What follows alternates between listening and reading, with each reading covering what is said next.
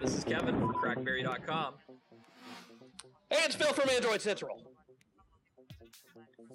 And Derek from WebOS Nation. Oh, sorry. Daniel from Windows Phone Central. Gary Mazo from Mobile Nations. And Renee Ritchie from iMore, and welcome to Mobile Nations, our cross-platform, cross-site, cross-device, everything possibly we could talk. No, I deliberately skipped that one. It's not a skirt, it's a kilt. Oh, it is Tuesday. We can do that. It is a Tuesday. Yeah, we haven't been together in a while. We shipped Derek off for Space Marine training. Dan's been doing secret Nokia stuff. Kevin, I believe, has BlackBerry 11 devices in his pockets.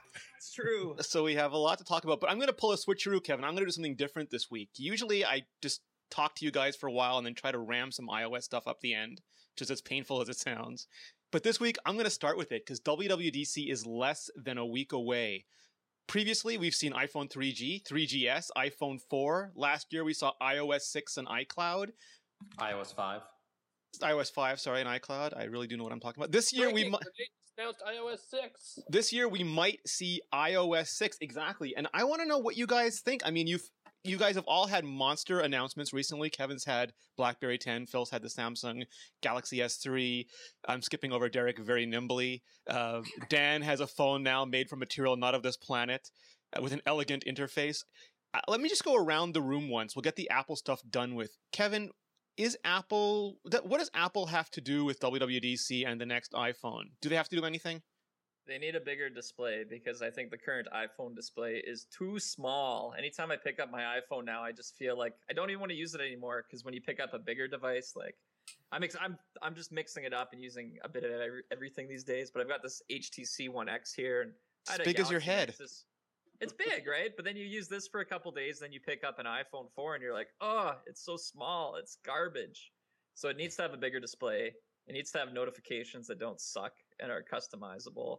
And I don't know, that button at the bottom feels like 1980 to me now. You know, after you use something like the Playbook with bezel gestures, buttons are not good anymore. My mom likes buttons. If they want to keep up with the times, they need to throw some gestures in there.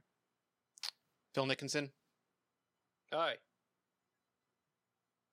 It's not a dream, Phil. You are the editor of Android Central. What was the question?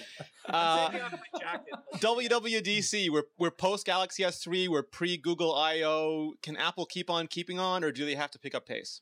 Absolutely, they can. And anybody who says differently is an idiot. But Kevin just said said you have to back that up with like facts. I mean, that's just the way it is. No, of course they are. I mean, I agree with Kevin. I want to see a bigger iPhone. I mean, there's no denying that the iPhone is an awesome piece of hardware, but it's too small. I don't want to see a 5-inch iPhone. I'm not sure I want to even see like a 4.3-inch. I think 4 is kind of the sweet spot. I don't necessarily disagree on the software side, but Apple's not going to do that. Apple's going to keep it as simple as possible. They're going to keep my mom happy. Speaking of which, that's the perfect intro for Derek Kessler. I do keep your mom happy. I knew you were going to say that. Such a jerk. She's got really creepy. She's a classy lady, and we go out to dinner all the time. I think Apple needs to go smaller. No, hold it up again, please. Here, I'll even close it. It's so tiny. You did love that Pixie, right? Oh. Is that a working phone or is that a Barbie phone? I'm not entirely sure. It's a watch without a strap. See, the thing nobody's mentioned is that Derek is actually I'm not going to go so far as to say I think Apple needs to go bigger, but I expect that they will. Clearly, they've sold enough iPhones that people aren't having issue with the size of the device. Though I do think that, Renee just put up this excellent article last week, I think it was, about multitasking and iOS, and it pains me to use the fast app switching dock because it's not intuitive at all. And I imagine I hope, I pray that's something they address with iOS 6, along with making notifications a bit more discoverable. Because, as it works now, you get the little banner flips down and then it goes away and then it's gone. So because HP won't give you WebOS, you want Apple to? Yes. All right, that's fair. It's open source or going open source. They could take it. I think Phil took half of it last week. Ooh. Dan. Well, obviously, Apple already has the market, right? So they just got to keep delivering another iteration. I agree, I think, with most people that the iPhone is starting to feel a little bit old. It's still good. Most people are very happy with it. I don't see that changing anytime soon. But Apple still needs to do that innovative thing, right? They still need to wow us. Siri was interesting, but I don't think it wowed many people, despite all the humorous articles we've gotten out of it. So the question is, okay, what do they do next? Obviously, I think the 4-inch screen thing, I think that's a given. They do have to go to a 4-inch. I mean, 3.5 is really tiny these days, and I agree with Phil. 4-inch is probably the perfect size. And I think it's probably a given, and we'll see that. Of course, we get the higher resolution display and everything, but the UI is going to definitely need something new for it, and I don't just mean extra folders or something. So the question is, what can Apple do that's actually sort of still game changing without disrupting? This is the same problem that everybody faces. This is what RIM faced. This is what Microsoft faced with Windows Phone. This is what Palm faced, which is you have something really good and you build it up and you have a great base, but then it starts kind of getting old and you need to change it. But do you change it radically, alienating people, or do you do minor changes and not impress the tech industry? And so that's the choice I think I have to make soon. I'm not really expecting too much, but we'll have to see, I guess. Nice. Gary? I kind of would like to see Apple steal from, what's best in the other platforms.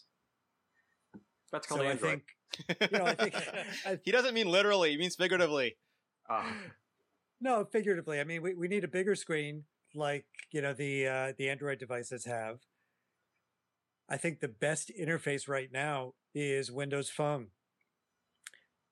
I think if we can get away from little tiny icons that you have to touch, I'm thinking about Facebook notifications and Facebook messages. Instead of searching for something small to tap, you just slide the screen left to right. It's incredibly intuitive and it's easy to use. And I think Apple could make that even better. As far as multitasking, we talked about the fast app switcher, doesn't work great. So I think something along the lines of, what WebOS sort of really pioneered. And I think that QNX on the BlackBerry OS has done it even better. That's perfect. I think the iPad works better than the iPhone in terms of multitasking. And if there's a way to incorporate some of those gestures in the new device, that would be great. I'll give my quick 2 cents before I jump back to Kevin. We've done a ton of mock-ups on iMore. If you haven't looked at them yet, go to imore.com. We have a 4-inch iPhone. We have a 16:9 iPhone. We have a bunch of user interface stuff. And I think some people think Apple doesn't need to go to 4 inches because they sell so many iPhones at 3.5, but Apple's always going to do two things. They're going to make a product that sells more iPhones, or that they feel is a better product. In the best of worlds, it'll be both of those things. And they might feel that at 4 inches, they can sell just that many percentages more, and it provide just that much better interface. My question for you, Kevin, because you're my default go-to business guy, is Apple enjoys such high carrier subsidies because people demand iPhones, because so many people want iPhones, the churn is so low and the ARPU is so high. But now that the competition is really picking up, is Apple under a lot of pressure to always deliver the best selling device? And if they don't, do they risk all that money? I don't know if they're risking the money anytime soon. I mean, things change slowly in the industry, and Apple's got themselves in a position where they would have to screw up really, really bad to put the money at risk. We should define ARPU, Renee, because I remember somebody once asked me what it stood for. We're going to get yelled at. Average revenue per unit. But no, the money's going to keep coming in, so I don't think they're at risk there. But I think, I don't know. You didn't really ask a question. It's kind of like... Yeah. So let's say Apple doesn't knock it out the park. Let's say it's not the most popular. Every iPhone to date has sold more than every other iPhone combined. If they don't do that, does that leave room for the BlackBerry resurgence? Yes, it does. I mean, I don't know. I mean, people are going to buy... Phil's shaking his head. He's saying per unit or not per unit. No, I mean, Apple needs to go bigger. There's trends that happen here, right? People are... Apple wants to have the best product, and Android takes away some of the shine right now with these bigger displays. They're falling behind on it. So I tell you what's going to happen, though, is Apple's going to do exactly what I would do, and that is not go bigger just to spite people. people say, we want bigger screens like Android. And Apple's going to say, F you, we're not doing that. You want a smaller screen. That's what you want. No screen. They tried that. Pretend you have a phone. Out well. So yeah, but we had a discussion earlier, Kevin, where you were explaining how RIM is not just making a bigger screen, but they're addressing the idea of one-handed ease of use for bigger screens. And since we last talked, you've actually got to see some of the stuff about BlackBerry 10. Yeah, I mean, I'm actually really excited about BlackBerry 10 right now because, going to BlackBerry World at the beginning of the month, we really didn't know what to expect. I mean, some of the early leaked devices we saw, that photo of the angular BlackBerry London last November, it showed off an OS on that screen, which was basically a downsized Playbook OS, which was kind of, that WebOS that borrowed heavily from WebOS, let's say. And I wasn't sure if I would like that in a phone because I thought, you know what, I'm going to lose a little bit of the one-handed ease of use on it.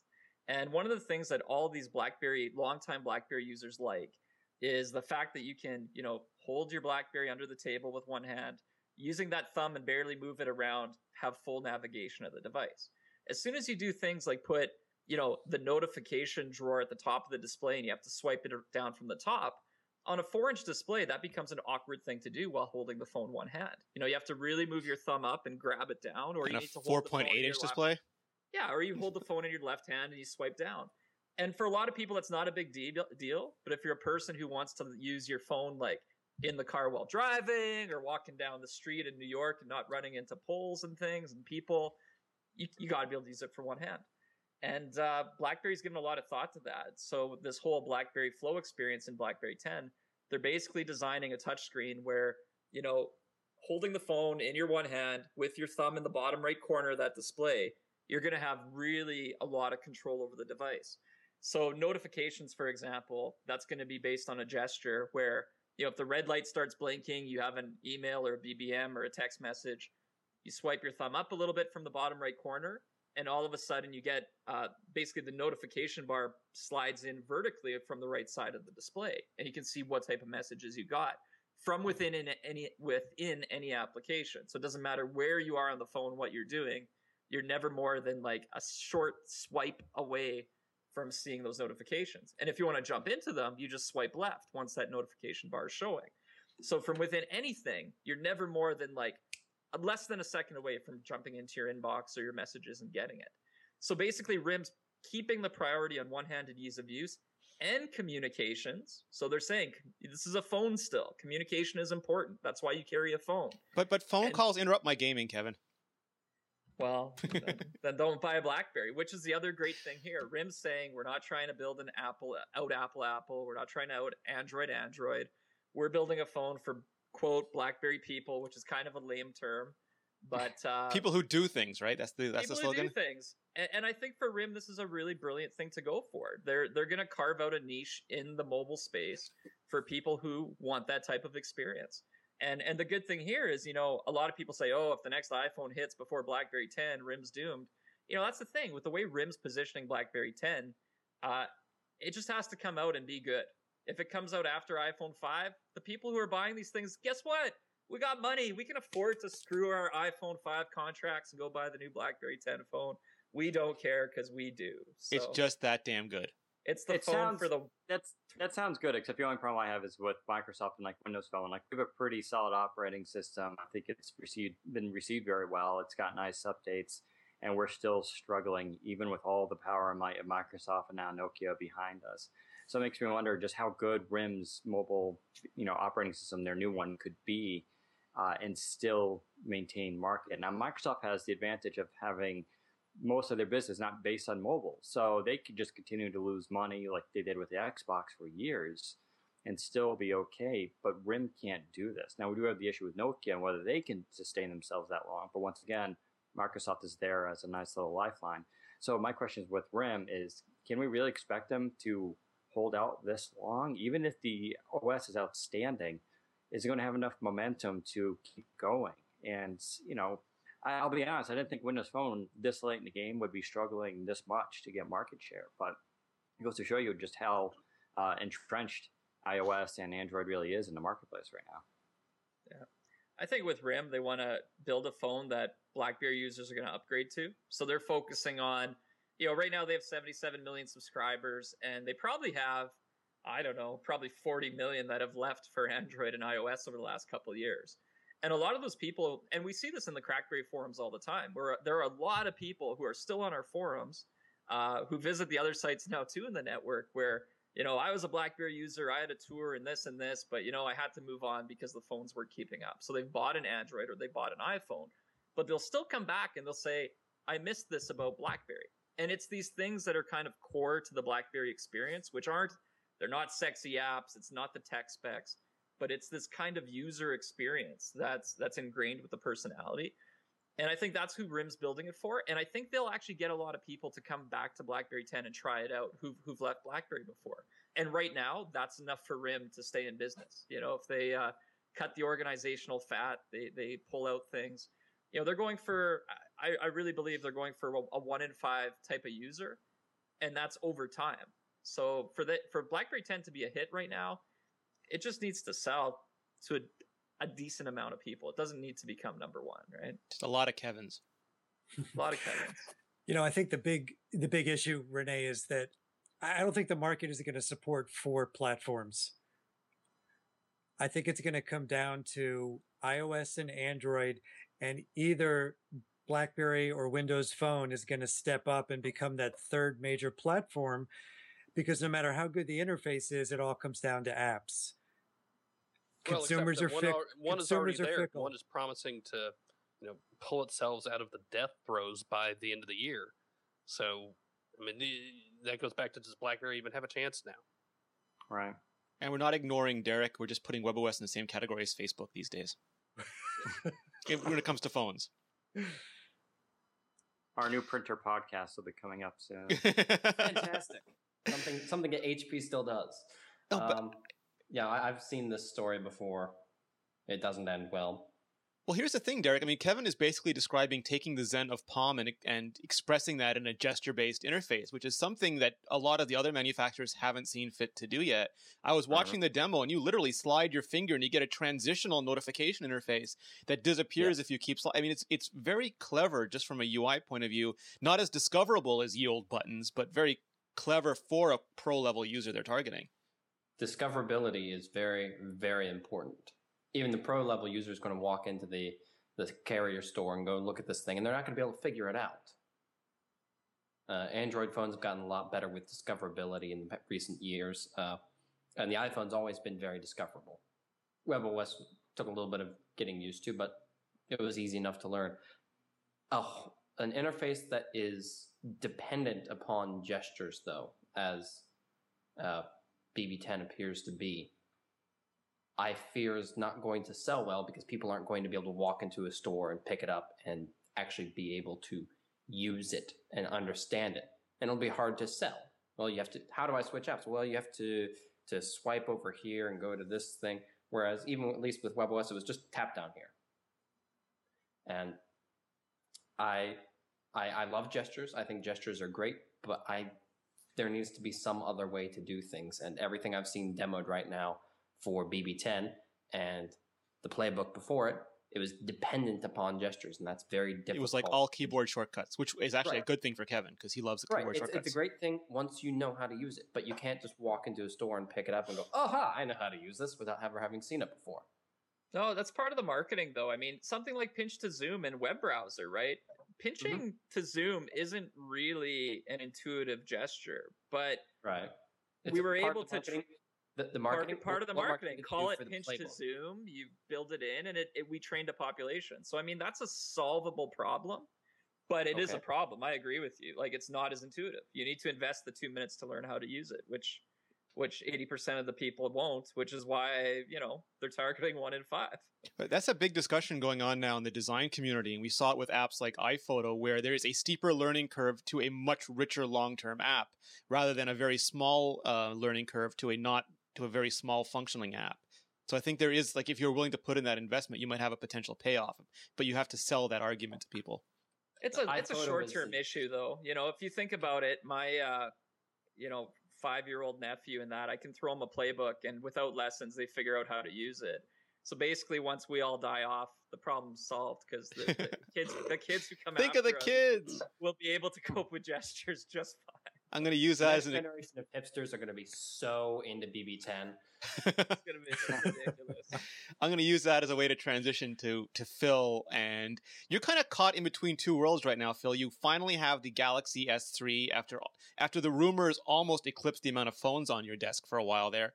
And you're heading into Google I/O. So you're getting tons of ice cream sandwich devices, and you might see hints of what's coming after them. Well, we halfway have the Galaxy S3. It's out in a bunch of countries today. I think like 28.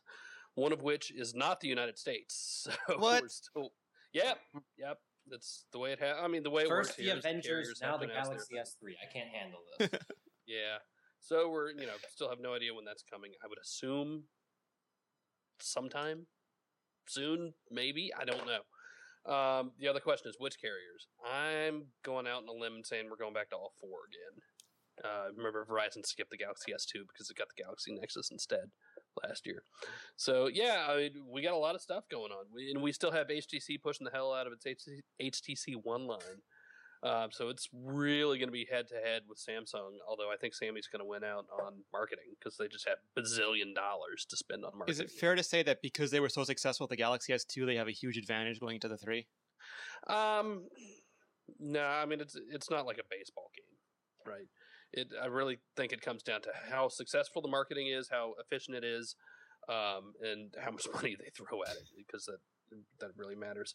Now, the wild card there, perhaps, is all this Apple nonsense. Now, remember, the HTC One X and Evo 4G LTE were both delayed because of ITC reviews, which I still don't entirely know what happened, right? I don't know if HTC blew the pooch, screwed the pooch I got to get my proper They pooch. did what to the pooch? Sorry. That pooch was happy either way. Yes. I don't know if HTC messed up or if it was just unavoidable because things were going to be reviewed. I don't know. Here's my question. How the hell is Samsung getting away with the Siri clone in S Voice? Because it looks and feels and acts exactly the same. Yeah, that user interface is awfully familiar. Yes, it is. They're getting away with it because the lawsuit hasn't been properly filed yet. I guess. I mean, maybe Lawyers they're just actually waiting get for their hands on one first and go, this is not Yeah. good. That's actually a good question, Phil, because I mean, HTC, I think, knocked it out of the park with the One X. I think last year they were kind of maybe not as good as Samsung. This year it looks terrific, and there was so much expectation for the Galaxy S3 that there was almost like an Apple-like sigh of disappointment from the technorati afterwards. Like almost nothing could come up with what their imaginations had set in place. I like the Galaxy S3 a lot. I think it's really good. I can't wait to play with it for an extended period of time and not just, a couple hours at a show and stuff. And hopefully, we'll get one here soon enough. I know Alex will probably do our UK review. Yeah.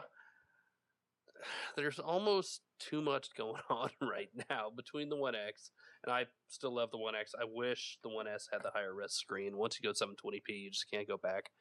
But with I/O coming up, it's going to be a whole other ballgame because we're going to have probably the next big version coming up.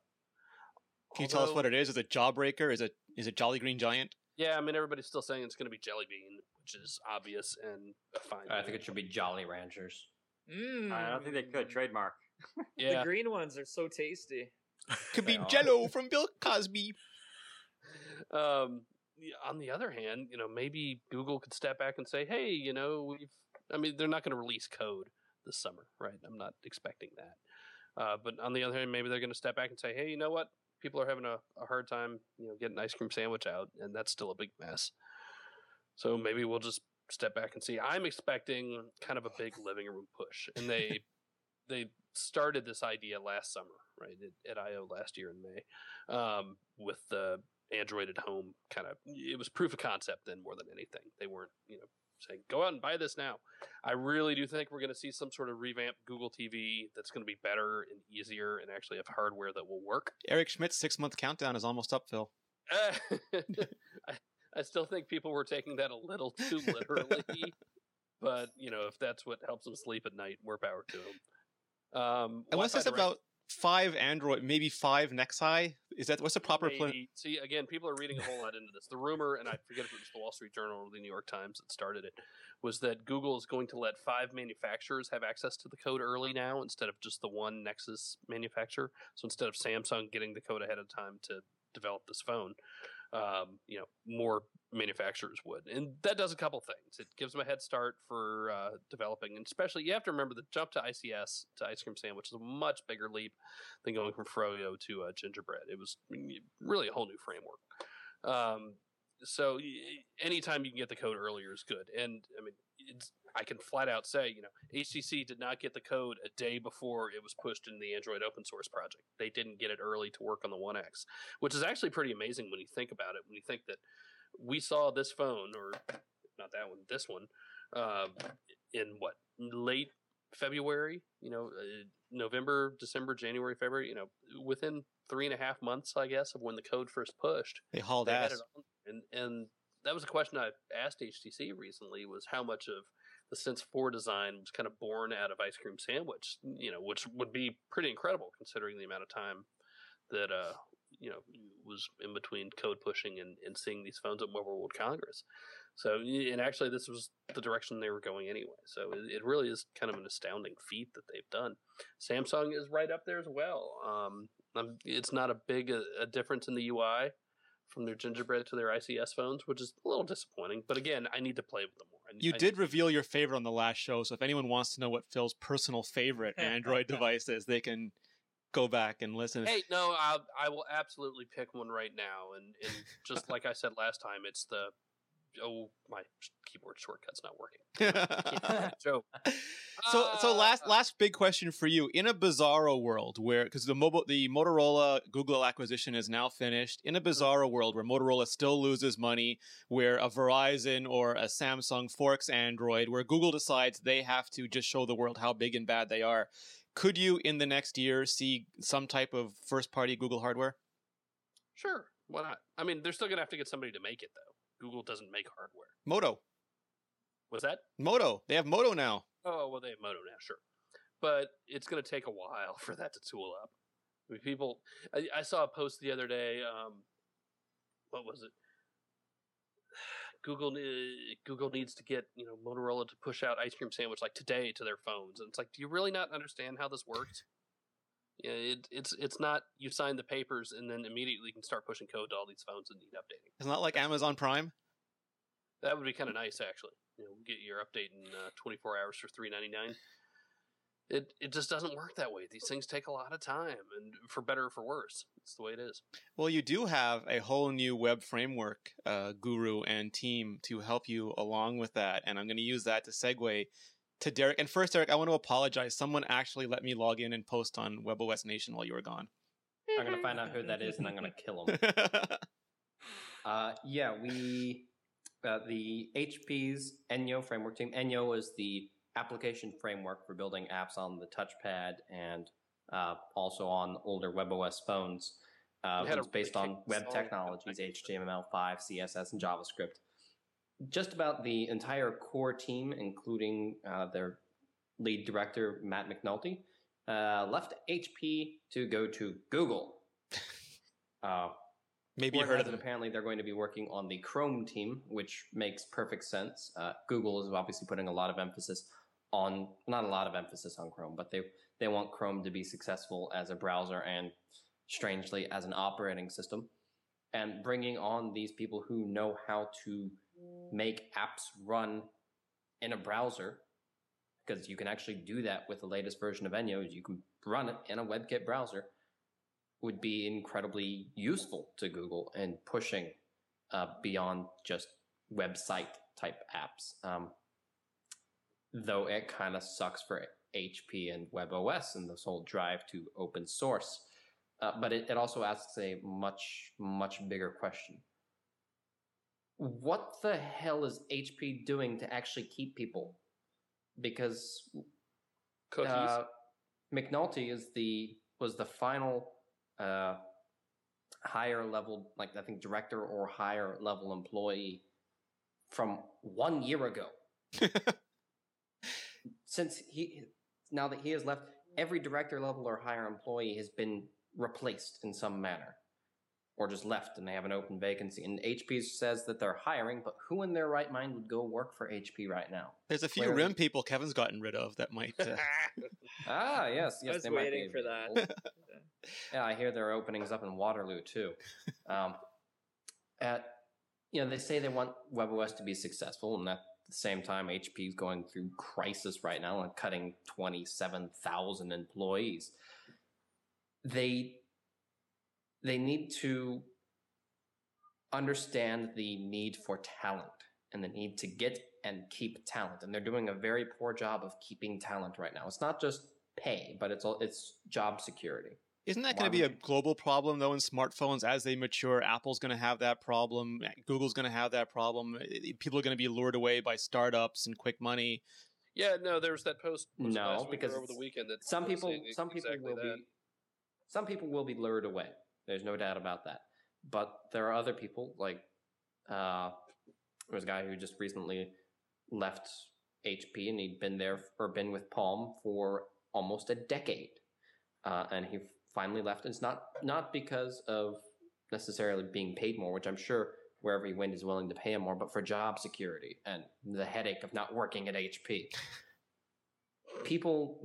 So they're not running to something; they're running away from something. Right. There is loyalty amongst in all these companies, and people need it's their livelihood that they're talking about. Some people will leave for that quick buck at a startup, and they might think there's something they can do there, but the vast majority of the thousands of employees at all these companies, they want to stay there. They want to keep a job. They want to keep working. But at the same time, they have to be able to know they're getting a paycheck to pay for the home, their food, their gas, their family. And I don't blame anybody for leaving for greener pastures that aren't being encroached by wildfire. Is that why what Daniel said about having rich parents like Microsoft comes in handy? Yeah, it's incredibly handy. And you'd think that's what HP could do, but they spent $10 billion on autonomy, so they may not have a whole lot of money lying around. Did that sale go through? Did they actually finish that? Mm-hmm. It was too far along when Whitman came aboard to cancel. So yeah, they spent $10 billion on that. Some of these stuff that they've spent money on, they're making money off of. Other things like that, it's going to take a long time before they realize any gains from it. Why don't they open source it? Oh, but that takes time. Open source SAP competitor, that would be funny. I want to add one thing on the people front, right? Because it's an interesting thing. We're talking about retaining talent and keeping people loyal, and sometimes it's money, sometimes it's security. I think another thing we've seen is it's that sense of being on a mission, right? Where you're actually part of a team that's building towards something. And, back in BlackBerry world, it was interesting because at a press session with Torsten Heinz, the CEO, somebody asked the question about employee morale, because obviously when you read the press, RIM's getting beaten up like crazy for the past, 18 months or so. And Heinz actually said he felt like morale was up. And that's something that I've witnessed too, thinking that maybe it should be down right now. It seems like RIM is more energized than ever. And the people who, didn't get laid off a year ago or in between and haven't quit between now and then, the people who are there and working are really excited because they know what they need to do. They have, management now seems to be really supporting where they need to go and giving them the clear focus and direction. So they're part of something, and if they can succeed, it's going to be being part of just something that only comes along, relaunching a company. Those opportunities don't happen every day. It feels like RIM is jettisoning. Kevin, you gotta say he's the CEO of RIM. Of course, he's gonna say morale is high. No, but this is true for me too, right? Like even for me in my life, I like being part of something that's you feel like it's a mission because then it doesn't feel like work. Like hours don't matter, things don't matter. You know what you got to do. Hey, Derek's in the army, dude. No, exactly right. It's when things become sort of falling apart or routine or lack a direction and you're just collecting a paycheck. That's when it makes it really easy to leave, because you're not giving up on you're not abandoning your troops, right? Right, and that's part of what's really hitting WebOS and HP is open source is not a mission. Right. Open source is okay. It's out there. Now what? Maybe they have a plan beyond that, but not everybody knows that. I can think of a few Android neckbeards who would disagree with that. Yeah, I think Jerry just got a torch lit up. Let me ask Gary something really quickly, because Gary, I feel like I sit in the middle of this because I'm not really invested in WebOS or BlackBerry, and maybe you feel the same. But there's a real sense of Torsten cheerleading at RIM, and maybe the layoffs are more like jettisoning dead weight and bringing in new blood, where it doesn't feel like there's anyone really championing WebOS anymore. Yeah, I can't help but think it's back to, I don't know, it was 2009, 2010 when the Palm Pre was introduced, and it took the best of show at CES, and morale was high, and everybody said this is, the next great thing. And I don't want to see that happen to BlackBerry. And, maybe the answer is that BlackBerry hangs on and doesn't give in and let themselves, get bought by somebody. But it's eerily reminiscent of that same kind of enthusiasm, for the sort of the upstart. Palm was regenerating itself. It was developing this thing that was creative that nobody was doing. And it was only a few years ago. And, and now it's gone. So I think the enthusiasm is real. I think that the product looks awesome, but I think the big question, and Kevin, maybe you have some insight, is how does RIM learn from Palm and HP to not do what they did, so that it really can succeed, and that 3 years from now you're not sitting in the same corner where Derek is sitting. They called Kevin. They knew. Yeah, I think that the best thing about RIM right now is they failed so many times over the years. They can actually learn from a lot of mistakes they've made, right? Palm made didn't screw things up over the years. They had a lot of success for the longest time, right? And then they had to renew and restart. RIM's kind of screwed up every chance they could. I mean, even since I've been around the BlackBerry game, about 6 years, it feels like everything that could be a bad decision, RIM has pretty much done it. Whether it's advertising or bad commercials or bad devices like the Storm, or bad product names, things like that, right? And the Pearl flip phone, for example, too. And I think now RIM has kind of hit a point where, with the new leadership, they're really learning from every mistake they've ever made, learning from what they know well, and they're hoping they can relaunch and get that together. Even some of the commercials they're starting to do are actually pretty good now. Like they know where they've screwed up. So. Well, that's actually interesting based on what Dan said earlier. And Dan, I know you're going to is it EA? What's the conference called? E3. Sorry. E3. And you have a Microsoft event whose name changes so many times that I can't remember anymore. But you're sort of at the cusp going up again against all this. What are you looking forward to? Well, we definitely have a big year ahead of us. Obviously, Windows 8 is going to be the focus for most of the consumer media, because Windows is just about on 90% of the computers in the world, and I think there's a lot riding on it, whether or not people will be able to adapt. And then of course Windows Phone 8 will ride on top of that, and that'll be a really nice synergy. Question of course is, what is Windows Phone 8? We still don't really know what that means, and so later in June we're expecting there's a developer conference out in San Francisco that Microsoft is throwing, and we're expected to get details on Windows Phone 8 at that point. Obviously, we're going to get multiprocessor support, higher resolutions, and I know some of the higher resolutions already. I think it's like one of them is 1280 by 7 something, and there's a couple around that. There's actually going to be like 4 resolutions, and so we're going to be getting that. The kernel supposedly for Windows Phone 8 is actually based on Windows 8. It's going to be the first time where a lot of your desktop OS is actually in your phone. And, when you code for apps, you're going to see them both on one phone and on a desktop. So, is that good or bad, Dan? Are you looking forward to that? I think that's really good, because what we saw today already. So we ran a story this afternoon with TalkBox, which is a popular messaging app that's available on iOS and Android, and soon actually on BlackBerry. And it's a push-to-talk service, so you can chat back and forth, or you can hold down the button and send a voice clip, and it does photos and everything. They're coming out with the Windows 8 app, and we've got photos of that. And so what you're seeing is they've already wrote the app for Windows Phone, so changing it and writing it for Windows 8 desktop actually isn't that big of a difference. And so, because it uses the same Metro UI distinguishing characteristics. And so you're already seeing a lot of developers doing that. Our own developer, Jay Bennett, is working on a Windows 8 desktop client too, because why not? If you're already doing one, do the other. In fact, if you're a Windows Phone developer, making a Windows 8 app is really smart because you're going to really increase your market share and exposure. And if you're already just developing for the desktop, why not do the one for Windows Phone? It's some extra change in your pocket, and you're not really doing a lot of recoding for it. So I think it's going to do a lot for bringing new apps to the platform. And I like the idea that when you use an app on your phone, it's going to look and behave very similar to what you use on your desktop. I think people kind of like that familiarity with their UI. So, what Nokia does with this, and then Samsung and HTC is going to be real interesting too. Of course, everybody's expecting really good hardware, and by good, I mean like this high-end stuff that Android is been stealing a lot of the limelight for. Even though we could still make the argument that Windows Phone doesn't need this high-end hardware, I think dual core really is going to be good for things like mobile browsing and gaming, and that we do need those some of those advanced features and higher resolution, of course. Why can't this is the thing that kills me, Dan? Why can't I get Halo on a Windows Phone? Like, to me, that would be the first title I would have put on there just to sell the thing. Yeah, I mean, I think a lot of people want that. I would say, first of all, first-person shooters are pretty rough on phones anyway, so it sounds good in theory, but to actually execute is pretty difficult. Also, the hardware just isn't there yet. Neither is the background software for it to handle. Yeah, because you tell me there's Windows on a phone, I want to play Crysis. Yeah, and actually with Windows Phone 8, I'm expecting better gaming. I think that's certainly expected. Sonic the Hedgehog Episode 2 just launched on Xbox Live, I think about 2 weeks ago. Really nice, by the way, if you're a Sonic fan.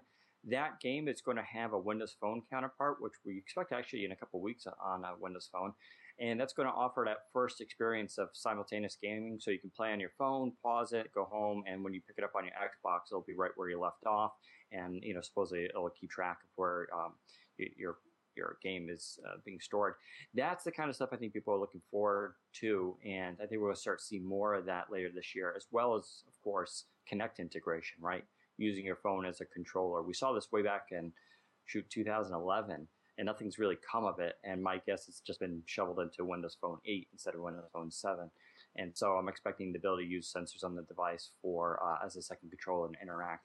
I think all of that is one thing where something like RIM can't come close to competing on. And even Google and Android have a problem with, which is this idea of the Xbox gaming system, which is not just gaming anymore, it's entertainment. Today we just launched the Amazon Instant Video for Xbox. It's brilliant. Ties right into your Prime account if you have one.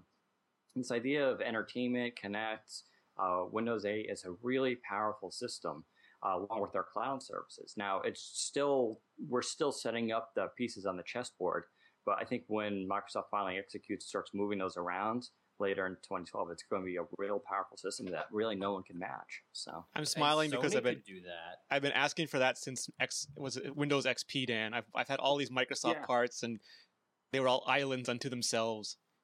I think a lot of people have been asking for that, and now there's still some issues, but I think for, the Zune brand is being faded out, the Live brand is being faded out, it's all going to be one universal system, and I think we're finally starting to see that come to fruition, and so it's about time. And I know we all want this stuff, like for instance, Skype, Microsoft buys Skype, why don't we see Skype everywhere? Well, Skype's system is kind of really messy, so they're engineering it, trying to fix it. And you're going to see it rolled out to Xbox. You're going to see it integrated heavily into Windows 8. You'll see it integrated into Windows Phone. But stuff will take time. Are they going to rewrite it in .NET like Hotmail? Hopefully not. But there's definitely they have a lot of work there. So, but that system is just extremely powerful, and it's very, enticing. I bought my Xbox not for gaming, but for entertainment. That was like 3 years ago. And today it's even better. Now more users are using Xbox today for entertainment than gaming. It's something like, I think, 54%. That's a powerful thing that now Android's going to try to compete, right, with their Google TV. Apple's going to try to compete too, but Xbox already has it pretty much locked in. And so that doesn't mean they can't compete though, right? They could certainly offer something very comparable. Let me ask Phil and Kevin, is that fair that, that Microsoft has been an integrated player acting as a non-integrated player for a long time? Is that an advantage to them if they can get their acting gear because they have so many different feet and so many different pools? Kevin? I'm thinking about it, because I feel like there's such an education. It's like you're either in the system or you're completely out of the system. Like I'm listening to Dan speak and say words like Prime, and I'm like, I don't know what you're talking about. Or what are your... Well, you're in Canada, so that's a whole nother... No, but I'm just saying, like, there's this Canada's level. out of the system. Canadians buy games too. Yeah, it's like... it's cold at winter. System, right? But I could see how it's kind of like Apple, coming at that answer differently, looking at people who invest in Apple. Once you spend a bunch of money on iTunes songs and you buy $500 worth of apps for your iPad or iPhone, the switching costs become really high to switch to something else. It's about the ecosystem. And yeah, absolutely. Microsoft has a superly well filled out ecosystem. So once you're part of it and invested in it, I would think there would be a stickiness to that currently Android and maybe BlackBerry don't have, because their ecosystems beyond their phones and tablets are still fledgling. Because Phil, people were saying that Amazon would be the Android killer just because they had such a content ecosystem, and that never really that hasn't panned out so far. Well, because Amazon uses Android. I'm saying it uses Android differently than people expect it to, but it's using Android, right? And it's using Android the way that, and we've had this discussion I don't know how many times, but it's using Android in the way that Android is supposed to be used, and that's great. But do you think people care if their TV comes from a different place than their phone and their tablet's made by someone else besides? I think they would prefer it that way, actually. Because that's the interesting thing. People keep saying that everyone wants everything from the same company, but we know from our statistics that people have an Android and an iPad and a Sony television and, Microsoft Xbox. No, I think no matter what it is, I want the best. Well, that's always it. Like, do you want the integrated solution or do you want the best in breed of every device? I would say I want things that work. And the problem is you run into something like, trying to think of a good example. Would you want a BlackBerry TV client if the gaming experience or if the video experience on a BlackBerry is bad? And I'm using BlackBerry as an example. Could be anybody.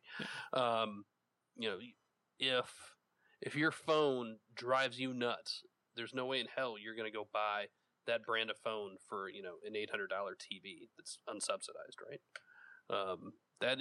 And that's a big leap for people to make. But you might be happy with having a BlackBerry at work, an iPad to fool around with, an Xbox on your Sony television, and Android running all the robots in your house.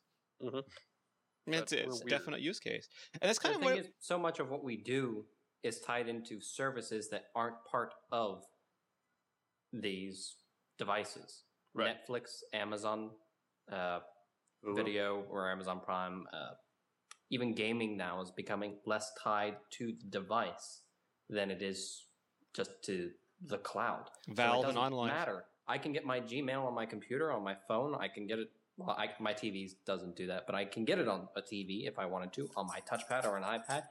I don't need to have all of these devices in that same ecosystem to take advantage of the benefits provided by these services. I think that's a great point, Derek, but we want them to play nicely together. I love AirPlay because I could just send a movie to my TV, but if I'm watching a movie on an Android tablet or if I've got a Windows phone thing and I want to play the slideshow of my photography app on the TV, I want to be able to do that just as easily. So I would prefer not to be tied into one ecosystem and give, one company all my business, but I want all these different devices to be able to talk to each other and to work seamlessly with one another, interdependent of who manufactures them or what the OS is. And I'm just, I don't know if we're ever going to get to that point. Open standards would be great.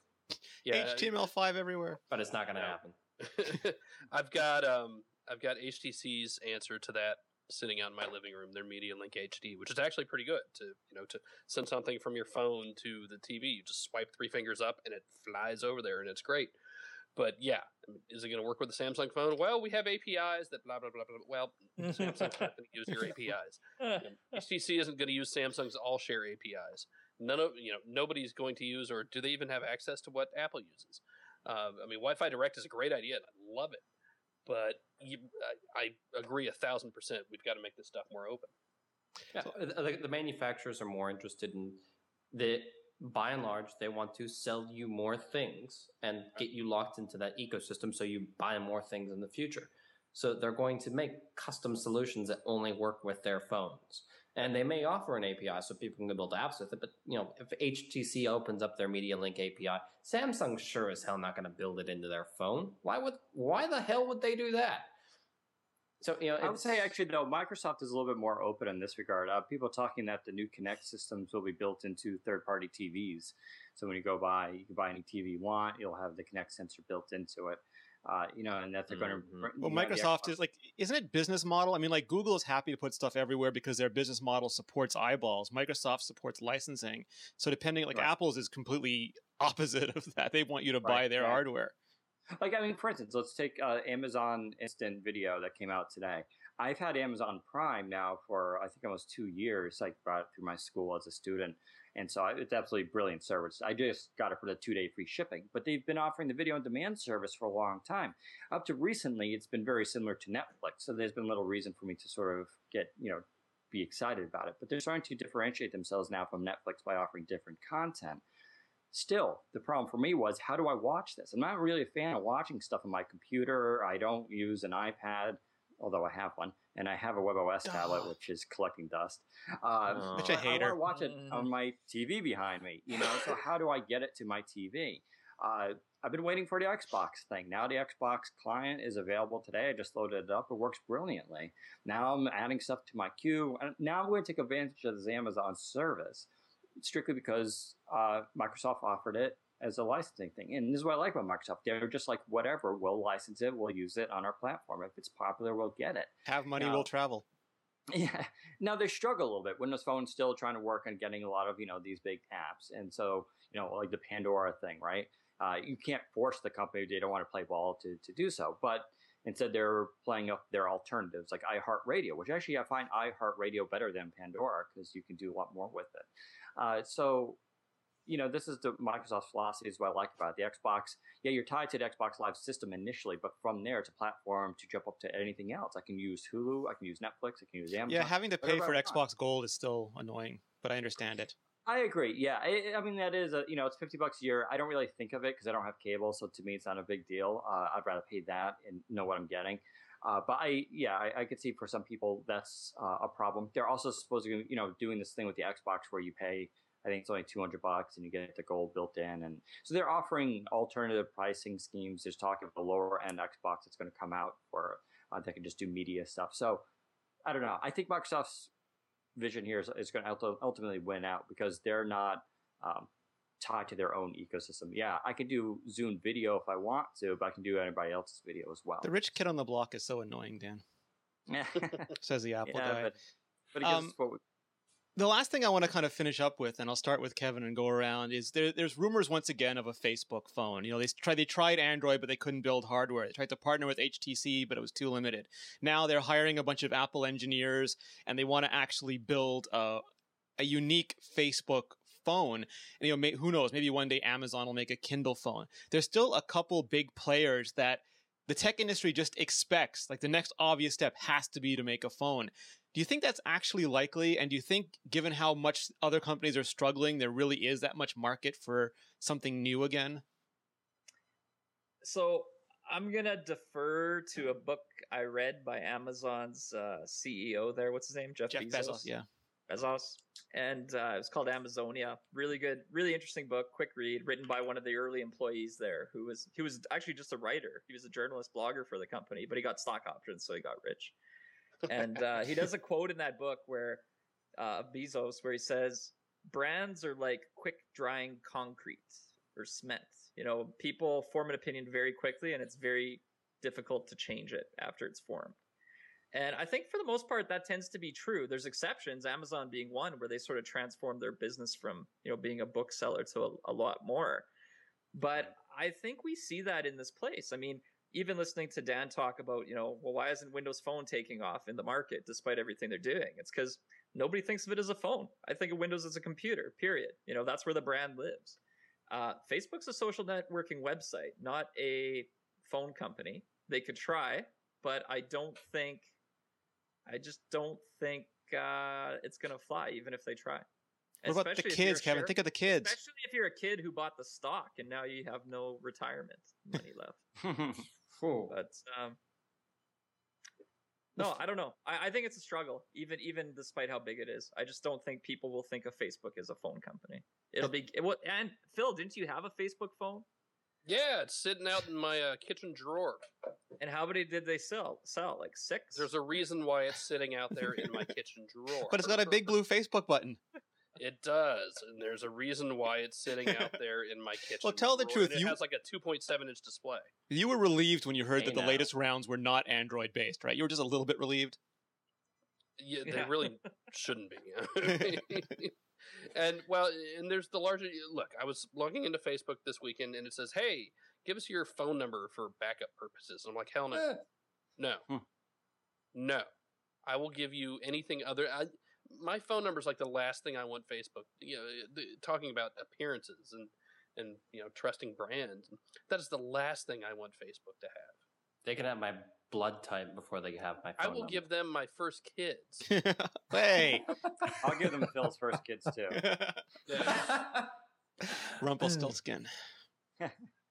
That's it. Well, both Google and Facebook ask me for my phone number on a daily basis so they can better help me when my account gets inevitably stolen by giving them my phone number. Right. But yeah, I think it's interesting, and I'll throw it over to Derek, that there's very few people left who we think can actually make a phone. And remembering what Gary was talking about with that wow moment with the Palm Pre and going back to 2007 with the iPhone, the geeks want that again. We're so desperate to have something else surprise us that I think we have to invent this fantasy of the next big thing coming sooner rather than later. Flying cars. Yes. Yes, a Facebook phone would not wow me. I think they're waiting for WebOS to be open source before they actually go out with. No, they're not. PHPOS, Derek, with a relationship status bar. Yes, that's totally what I want. I don't want Facebook to make an entire device until they can figure out how to make a decent app. Right. Yep. And that phone would be an absolute disaster. I would be shocked to find out that they don't have a phone or a tablet or both in their labs that they're toying with, saying we can try this. But I would be very surprised if they actually did it in public. They've learned their lesson with putting out things that weren't ready yet. And now that they're a publicly traded company, they have a lot to live up to, or a lot of much higher expectations for how to behave as a company. Then again, that hasn't really stopped Google. I don't think it's going to happen. It doesn't make any sense. Which means they're going to do it, right? They have to do it now. Actually, yeah, they'll probably do it. I liked your phone call. I didn't answer it, but I liked it. Yeah. Dan, what about you? No, I was just being facetious. You have so much social integration in Windows Phone already. Do you want to see that actually made manifest? It kind of is. I mean, I have a Facebook account as like a test account. It's private, unlisted, basically. It has a couple of contacts. I use it because Windows Phone ties in so heavily. 72. I knew it. So I need to just keep abreast of it. I don't think it going further than that, having a full phone is necessary. It's just another service. I think, the stock market thing with the IPO reflects this, how everybody realizes this isn't a necessity to the global economy. It's not like what Google has done with search and everything else, and a lot of other companies. It's not an eBay. It doesn't actually add anything to the market. What actually drives if commerce. It disappeared tomorrow. There'd be it could be simulated. I mean, they've made some smart decisions. I think the Facebook login thing with other social sites is smart. I think that was a good approach, but I don't find them to be necessary enough that they warrant their own phone and operating system. It just doesn't make sense. Windows Phone is going to continue tying into the Facebook deep enough, and I think that's good for most people. I don't know why people would want anything more than that. It's just another social service like Twitter, and I don't really see it having much of that much of a future. And the market's reflecting this, the fact that revenue is going down for advertising, and a lot of companies just can't make money off of Facebook. It's like the same problem Twitter has. Everybody uses it, but no one's figured out how to monetize it. What about the kids, Gary? Some people say that we overlook the younger generation and they're more heavily tied to communication, social, and brands like Facebook. I think that's true. And I have a slew of kids. As you know, I have 6 kids, and, they range from 17 to 28. They live on Facebook, but they all feel very similarly, to me in that regard, that they use it because that's their window into the lives of their friends, but nobody really likes it, and nobody really trusts it.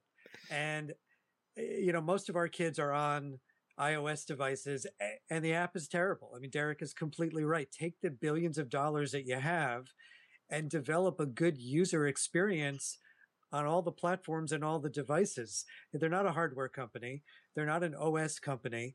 And I think it's the ultimate in sort of, hubris and arrogance to think that because they're so big, they can now just build a phone. It doesn't work that way. So I would like the money to go into the apps. I'd like the talk of the phone to go away. And I think kids will always be connected to Facebook, but they're also connected to Twitter. They're connected to Google Plus. And I can only imagine that a Facebook phone is not going to play too well with the other social networks. And I think that in order to really succeed today, you got to play with all of them. And when I hear that Facebook has bought Carrier IQ, Phil, then I'll start to think the phone rumors are real. Kevin Mitchellixer, where can we find out more about you? You can find me on crackberry.com and on Twitter at crackberrykevin. I'm on Google Plus these days too, because Phil made me do it. And because you have an Android phone. I'm experimenting. You're going to learn more about the Mobile Nations World Tour this week. He's in college. Leave him alone. I ripped the idea off of Derek, actually. Derek said, I'm going to do my own round robin. But I'm and then you all ignored me. And then we ignored you. And then we thought about how can we make that idea even better? And then we said, let's give it a brand like Mobile Nations World Tour. We waited for Derek to leave. And then we said, that's it. I'm done. So I'm doing the first world tour, but then when I'm done with this phone, it's going to Derek, and then Derek gets to use it, and then we'll all do our own world tours. So we can all be experts on all the platforms individually. Speaking of whom, Phil Nickinson, sir, where can we find you? I'm at my desk right now. I saw that on Latitude. That's awesome. I'll be back on an airplane this weekend. I am Phil Nickinson, Twitter, Google Plus, everywhere. Not Facebook. Nice. What are you guys doing for Facebook? Do you let just anybody follow you on there? I do. I just approve everything. No, Facebook is for people I know. I have nothing there, so I approve everybody. I am going to do an audit one of these days and bring Facebook back to people I physically met in person and have a relationship with, and then leave Twitter i.e. girls for everybody. Because the problem is when Miss Crackberry, soon to be Mrs. Crackberry, starts getting a lot of friend requests from people she doesn't know, but they're like, I'm a reader of Crackberry. She's like, she doesn't know who to approve or not. So I'm just going to take that out of the equation. Mine's starting to do that. Hey, my wife just got on Twitter, though. Hey, let's all follow her. And she got a column. Good. What's the Twitter? S. Nickinson. Nice. Snickinson? Snickinson. Phil's not the only journo in the house, everybody. It's like, why are all these nerds following me now? I'm kind of a big deal, baby. And they do Twitter each other from across the room. That is the truth. How it works. And Derek Kessler? You can find me on WebOSNation.com. You can also find me on Twitter at DKDSGN, and you can find me outside the local supermarket just running around with sparklers in my hands. We'll open source for food. Absolutely. Daniel Rubino? You can find me at WPCentral.com, and follow me next week. I'll be at E3 in LA, covering all the gaming nerds out there. Very excited about this, actually. And you can follow me on Twitter at my new Twitter address, Daniel_Rubino, Rubino, and occasionally I post funny, stupid things there. So. And what are you on Microsoft's secret social network, Dan? Yeah, I'm not on any Microsoft secret. Oh, so close. I think Microsoft's secret social network is Facebook. They actually have one called Social, but I don't really even know what it is. It's kind of weird. I knew it. Gary Mazza, where can we find you? You can find me on Twitter at gmaza1. You can find me on Facebook, LinkedIn, and Google Plus, and you can find me on most of the sites on Mobile Nations as I'm trying to build out the help and how-to content across all the platforms in the coming months. And if you have any requests, just send them onto the site. We will forward them on to Gary, and he will fix you up. Yeah. You can find me at Rene Ritchie. You can find me on imore.com. You can find me on Google Plus at Plus Rene Ritchie, and Facebook, and everything else is always the same name. You can find all of us at mobilenations.com/shows. We are here every few weeks, depending on our schedules, but we have shows going up pretty much all the time. I want to thank everyone for joining us, everyone on the panel, and everyone in the live chat room. Our live chat rooms are always the best in the business. And if anyone has any suggestions for shows, comments, if they want to tell us we are wrong, stupid, and why, just email podcast@mobilenations.com. And if it's particularly funny, we might read it on the next show in a celebrity voice. That's it. Funny stuff. Kevin out. He just dropped the mic and he's now tap dancing on his desk.